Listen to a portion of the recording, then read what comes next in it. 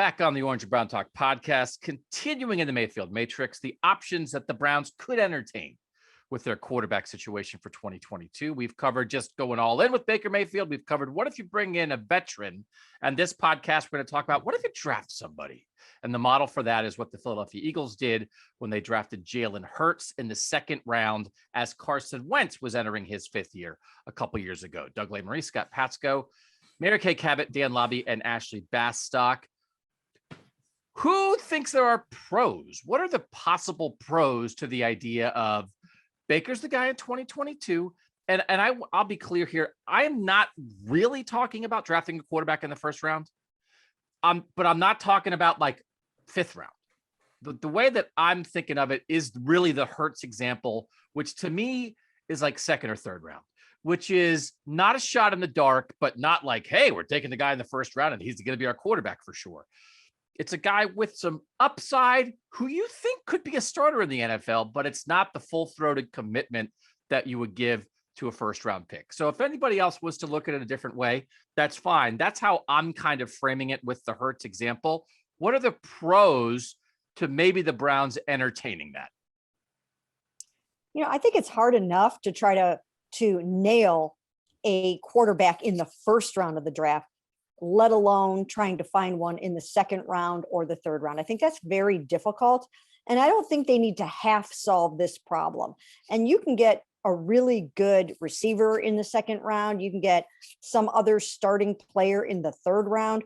So if they are going to draft a quarterback at some point, this is not a good year for first round quarterbacks. I am not in favor of taking a flyer on a Deshaun Kaiser in the second round or something like that. I don't think that that's the way to go. I think that you have to find an amazing quarterback that if you think that's the way you want to go, I think you have to look down the road a couple of years at who's coming up through the college ranks and see if there's somebody next year that you can get your hands on or somebody the year after. I don't think this is the year to try to do that. And you don't want to be spinning your wheels. So, you know, I don't think there's anything wrong with, taking a young guy, in a late round and trying to develop him and put him on the practice squad and things like that. But to see if you can just find somebody in the second or third round, I don't know. I don't like that idea. I would rather get one of the best quarterbacks you can find in the first round when there's a good, solid QB crop. So those are the pros. Yeah, that was the pro we're kicking Browns. I will say I do agree with Mary Kay in that this is not my favorite idea of all the ideas we're discussing for all the reasons Mary Kay so nicely laid out. In theory, though, for me, the pros are this isn't super, super, super high risk. Now, the reasons that I don't like it are because I do think the Browns have some more pressing needs that they could address in the draft.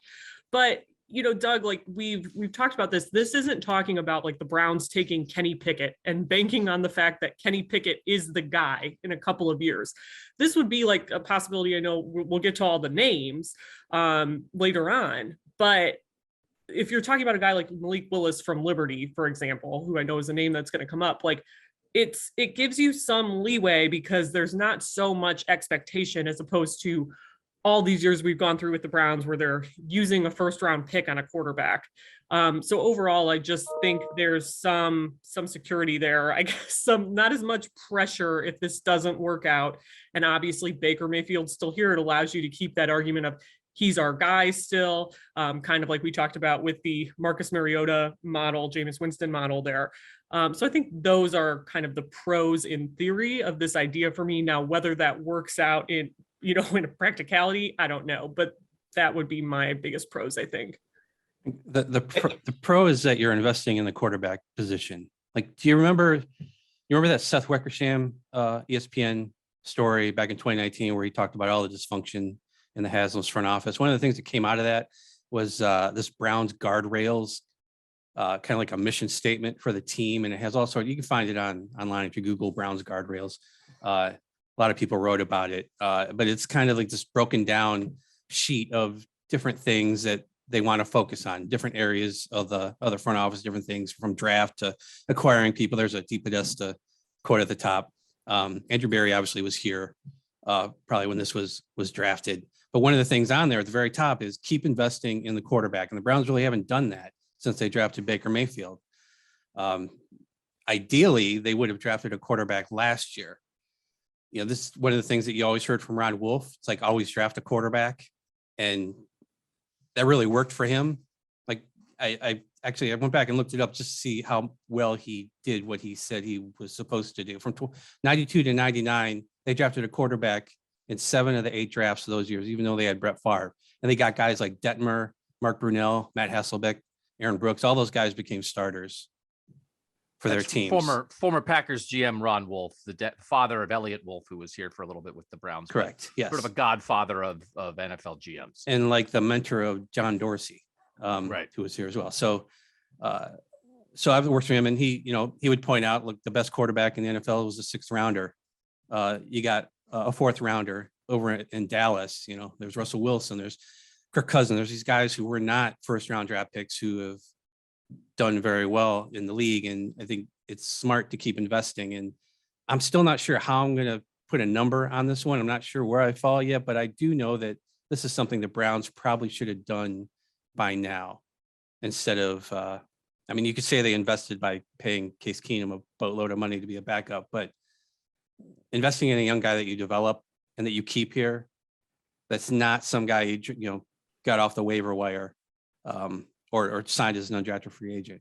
Somebody you actually invested in with a pick and are going to keep for X number of years. That's something they should have been doing already.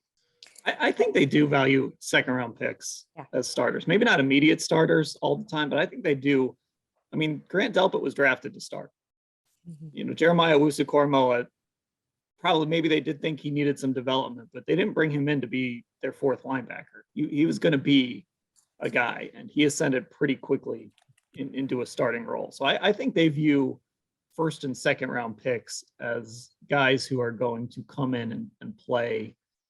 Again, if you pick a guy in the 50s, like they did at JOK, and he needs to develop a little bit, sure. But I think when they draft these guys, they view them as starters within, if not year 1, within the first 2 years. 100%. I agree with you, Dan, 100% on that.